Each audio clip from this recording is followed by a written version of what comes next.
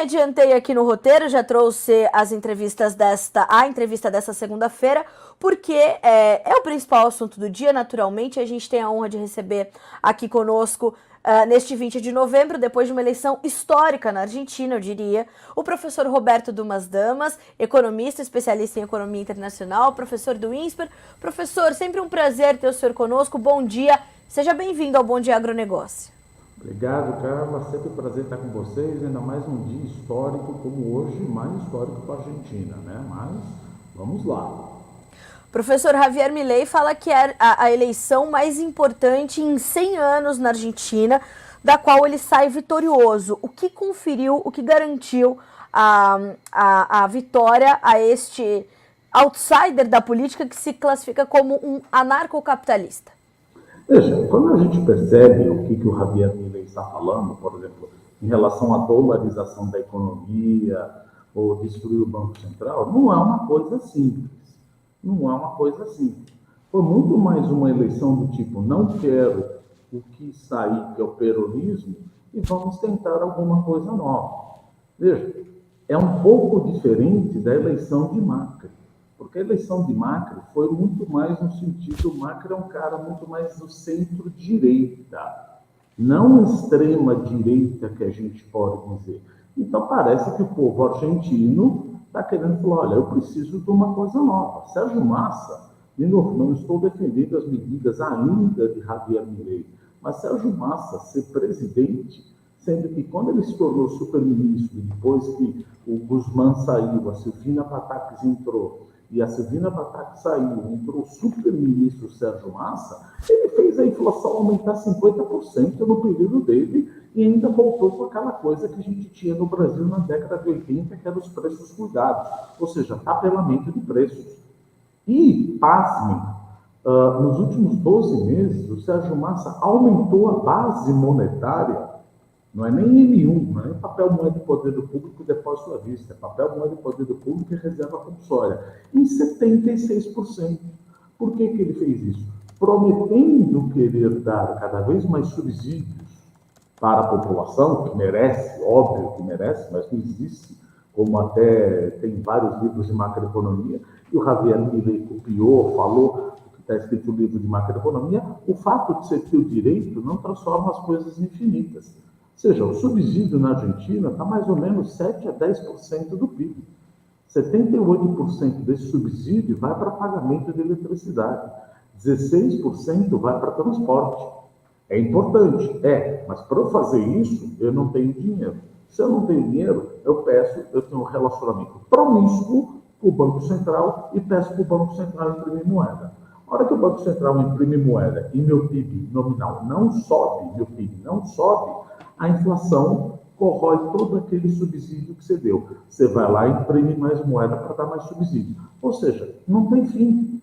E no último discurso que nós assistimos, qual era a proposta de Massa? Massa falava, olha, eu quero um equilíbrio fiscal, quero um equilíbrio comercial, palavras ao léu. Ele podia ter buscado isso antes. Tenta segurar o câmbio. Como é que você tenta segurar o câmbio? Como é que você coloca uma taxa de juros de 133%, sendo que a inflação está rodando 144, 150? Você está com uma taxa de juros real negativa, ou seja, estava fazendo tudo errado. Milei falou, olha, do jeito que está, a população falou, essa receita não deu certo. É impressionante como a Argentina flerta com o passado, não aprenderam nada, não esqueceram nada e ainda continuam falando do peronismo. É a mesma coisa que o Brasil falou, olha, quero voltar ao getulismo. Gente, já não deu certo. Não deu certo com Perón, não deu certo com Nestor Kirchner, não deu certo com Cristina Kirchner, não deu certo com Alberto Fernandes, e agora vamos tentar de novo com o Sérgio Massa. Aí o Javier Milei entrou com um discurso completamente antagônico do que preconizava Sérgio Massa. A população não é que ela adora o Javier Milei, falou, vamos tentar uma coisa completamente diferente.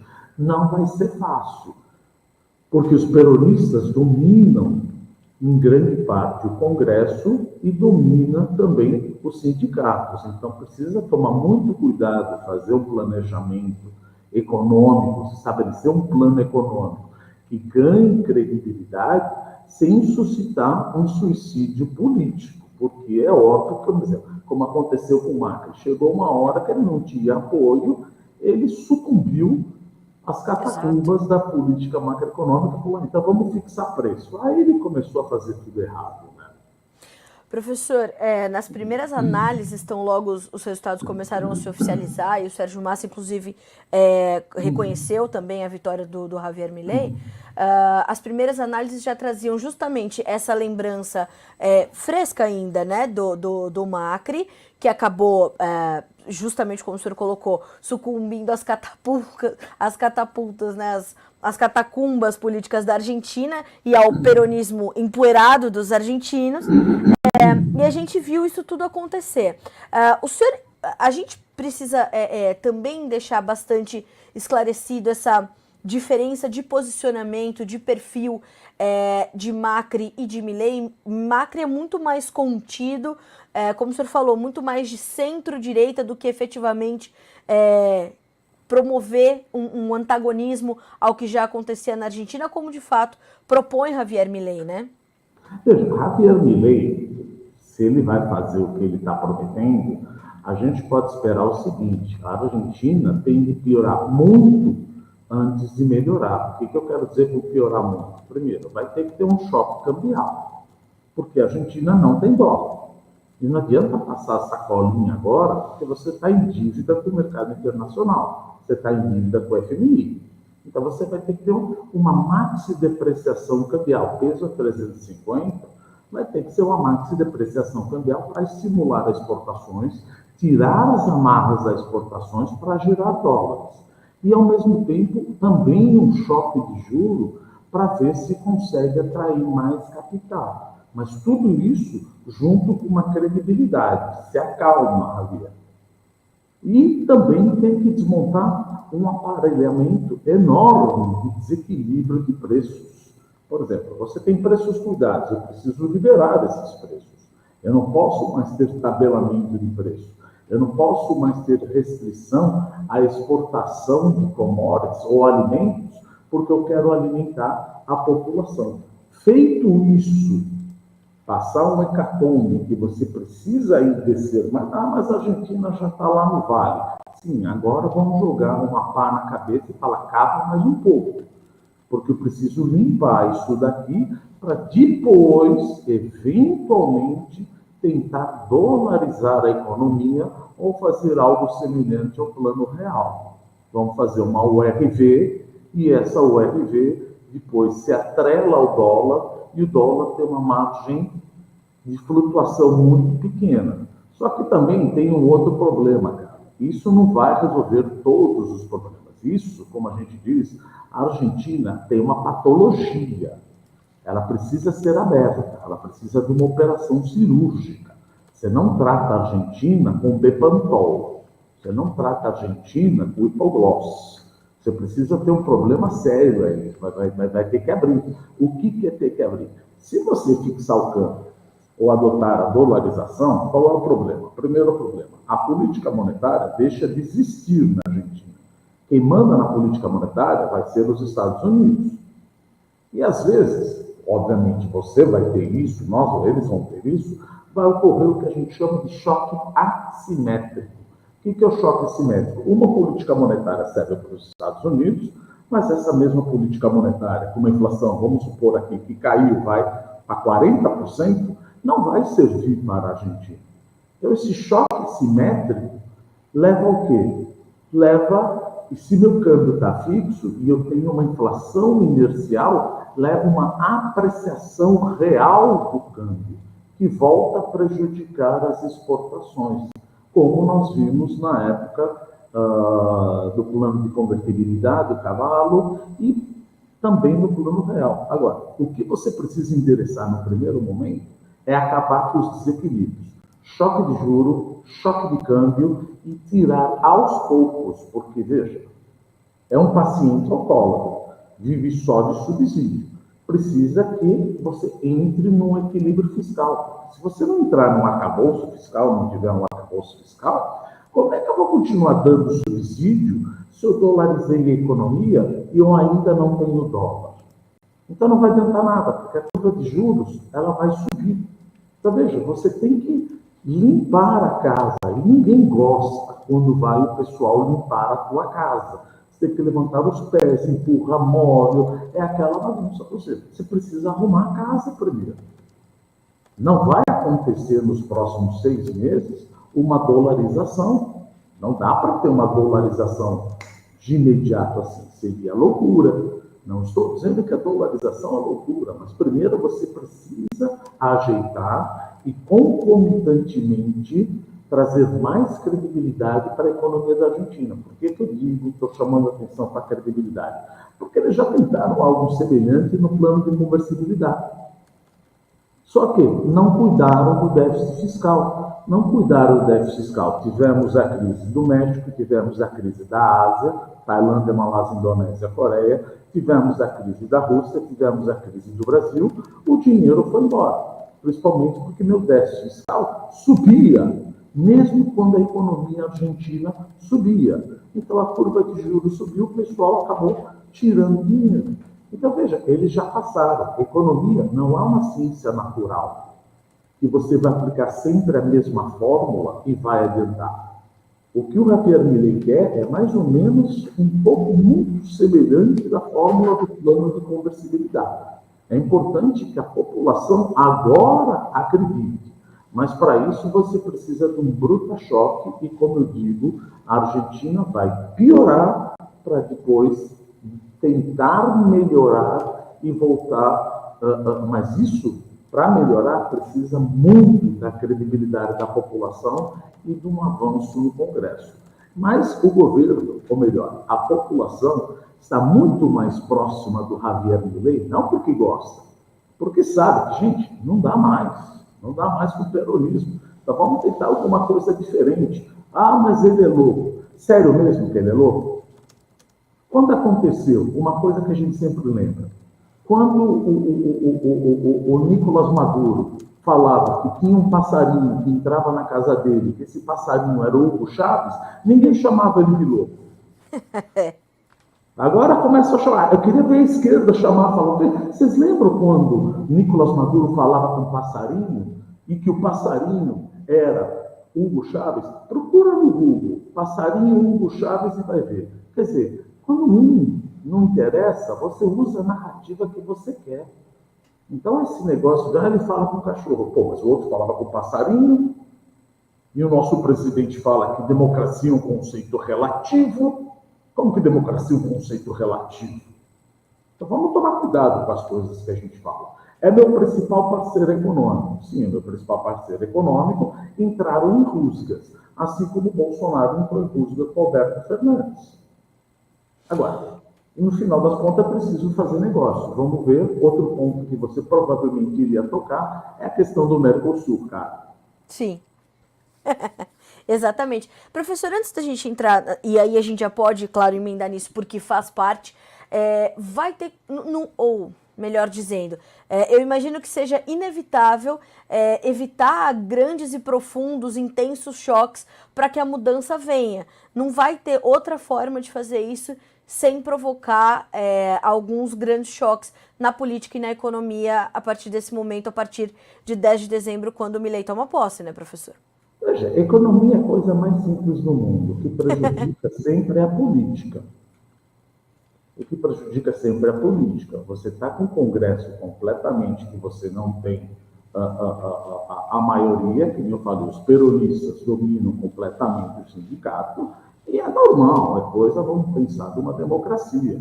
Quem está fora do governo vai fazer de tudo para sabotar. Esse negócio que estamos numa grande união peronista e ultraliberal é uma bobagem. O peronismo vai fazer de tudo para boicotar, vão fazer greve. Agora, é importante que a população continue ao lado do Javier Milei. Entenda que eu preciso abrir o paciente.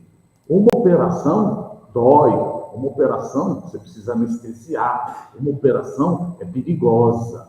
Não dá para tratar. Veja, não estou com uma inflação que nem no Brasil, graças a Deus, 4,9%, puxa a taxa de juros para 11,25%, a gente resolve. Não dá muito aqui. Eu preciso arrumar a casa para depois trazer a credibilidade, trazer dólar, eles não têm dólar. Como é que eu vou trazer dólar? Eu vou dolarizar, mas eu não vou trazer dólar. Não, mas o dólar vem. Não, antes do dólar vir, eu, como agente econômico, vamos supor que eu fosse o argentino. O dólar vem. Tá bom, Javier, eu quero saber o que você vai fazer, porque senão eu não vou trazer meu dólar. Por que você não vai trazer teu dólar? Porque eu lembro o que o De La Rua fez em 2001, quando ele fez o Corralito. Eu lembro quando ele proibiu de tirar, ou melhor, ele deixou de tirar $275 por semana. Verdade. Eu lembro quando o De La Rua entrou e fez um corralão, que proibiu que eu tirasse o dinheiro por mais de um mês. Então, a Argentina está muito mais machucada e com muito menos credibilidade econômica do que estava o Brasil em 1994 ou que estava a Argentina em 1991, onde você pode fazer essas políticas draconianas que a gente fala precisa aprender do paciente. Precisa ter muita calma, precisa do apoio popular, só que os peronistas vão aplaudir e vão fazer greve e vão reclamar de qualquer ajuste que isso traga mais dor. Mas não tem jeito, porque o que acontece quando você imprime moeda? Você fica anestesiado. Você acha que você está ganhando dinheiro, mas eu vou comer teu dinheiro lá na frente com mais inflação. Isso não dá certo. Tentamos na década de 70, meu Deus. Nós já falamos aqui, a Argentina não aprendeu nada, não esqueceu nada. Então, eles precisam entender que, olha, vocês trouxeram o país dessa maneira porque vocês quiseram. Vocês votaram no Kirchner, votaram na mulher dele, votaram no Alberto Fernandes, encheram o Macri, que ele falou, olha, não estou aguentando, vamos fixar os preços, fazer tabela de preços. Não deu, voltou o Alberto Fernandes com a Cristina Kirchner, falou, gente, a gente precisa de um choque agora. É importante que a população entenda, teremos um choque para depois melhorar. Vamos piorar, é aquela coisa que eu sempre digo. Você já tomou bezetacil? Já. É ir até o inferno e voltar. Sim. Dói horrores. Dói horrores.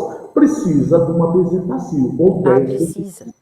E essa bezetacil falou, mas está doendo. Vai doer. Vai doer. O descalabro que aconteceu aí, eu preciso cuidar desse paciente e depois ainda fazer uma operação nele. Era isso ou o Sérgio Massa ia ser a última parical em cima da Argentina? Professor, como é que o senhor vê essa relação agora de Javier Milei ali no Mercosul? Como é que o senhor imagina que o bloco vai recebê-lo diante de tantas mudanças e choques que estão previstos? E da relação... o presidente Lula já disse que o Brasil está à disposição, embora chateadíssimo, né, com a vitória, chateadíssimo, mas ele, a esposa, né, a senhora Janja, enfim, tá todo mundo aqui um pouco triste, né, do lado de lá, mas como é que o senhor está vendo essa relação do Brasil com a Argentina a partir dessa vitória e a Argentina inserida no Mercosul, como é que ficam essas relações todas? A relação vai ser não tão amistosa, mas no final das contas, quer queira, quer não, são estadistas. Precisamos pensar no povo, precisamos pensar na economia. Agora, vamos falar do Mercosul. O Mercosul é importante? Claro, o Mercosul é importante, Tratado de Assunção, 1991, mas aqui eu tomei nota. Olha os acordos comerciais que o Mercosul tem. A Associação Latino-Americana de Integração, a ALAI, Guiana, São Cristóvão e Neves, Suriname, Índia, Israel, Egito, Angola, África do Sul, Namíbia, Botsuana, Lesoto e Suazilândia. Sério mesmo? Cadê meu acordo comercial com a China? Cadê meu acordo comercial com os Estados Unidos? Cadê meu acordo comercial com a União Europeia? Ah, mas o Brasil vai perder protagonismo no Mercosul. Ninguém falou nada quando o Brasil perdeu protagonismo no BRICS mais 6, né? Quando era Brasil, Rússia, Índia, China e África do Sul, o Brasil tinha 20% de poder de fala. Agora entrou Arábia Saudita, Argentina, Emirados Árabes, Egito, Etiópia e Irã. O Brasil perdeu ou não perdeu? Agora ninguém fala. Agora está com medo que o Brasil perca soberania ou perca um poder de fala dentro do Mercosul. Mas quando colocaram mais 6 países dentro dos BRICS, o governo não falou nada. Falou, não, vamos aumentar. Ora, vamos aumentar. Eu coloquei alguém diferente.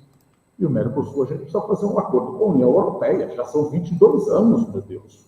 Ah, mas a produtividade do brasileiro, não estou falando do agro, a produtividade da indústria está prejudicada. Depois de 22 anos você ainda não ficou produtivo, então o Brasil não tem uma política industrial. Eu invisto em educação, mas eu invisto errado. Eu invisto muito mais na universidade do que no ensino básico. Você está falando mal da universidade? De jeito nenhum. Mas eu invisto 30% do que investe a OCDE no ensino básico. E 109% do que investe a OCDE em ensino universitário. E se você vai nos estudos, você vê que os países que cresceram e tiveram mais produtividade, eles investiram mais no ensino básico. Então, você tem um problema de política industrial. Se a gente ficar discutindo isso com a União Europeia, você precisa pelo menos de mais 20 anos para melhorar a indústria do Brasil.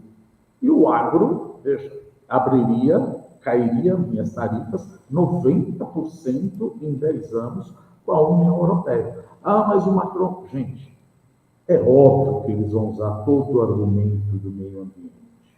É óbvio que a Irlanda e a França vão usar todos os argumentos. Mas toca o barco, vamos embora. A gente precisa fazer um acordo comercial. Senão o Mercosul continua fazendo acordo com Botsuana, Lesotho e Suazilândia. Para que serve isso? Deixou ele sozinho, então. É isso que ele acaba falando. Vou perder protagonismo. Já perdeu nos BRICS. Você está vendo como a narrativa vale por um lado e não vale para o outro. Você é louco, tá? Mas o Hugo Chávez não. Maduro também falou isso. Vou perder protagonismo aqui. Sim, mas você perdeu aqui nos BRICS e não falou nada. Então a narrativa mata, né?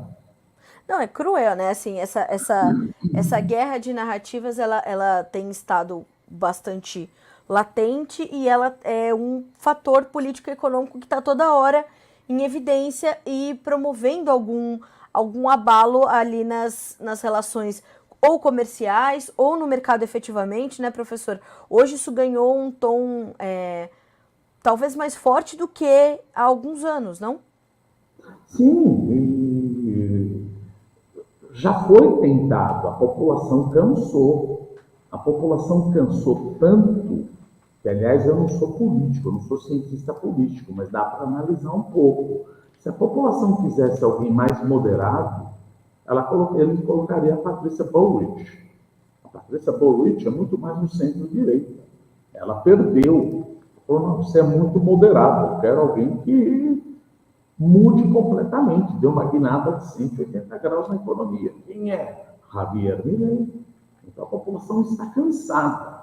Se fosse para adotar, entre aspas, o Macri de saias, a Patrícia teria ganho. Sim.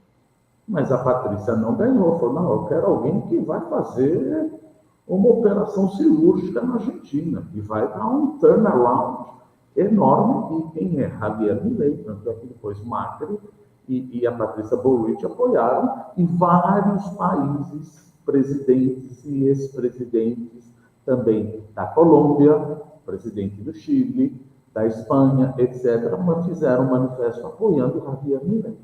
Sim.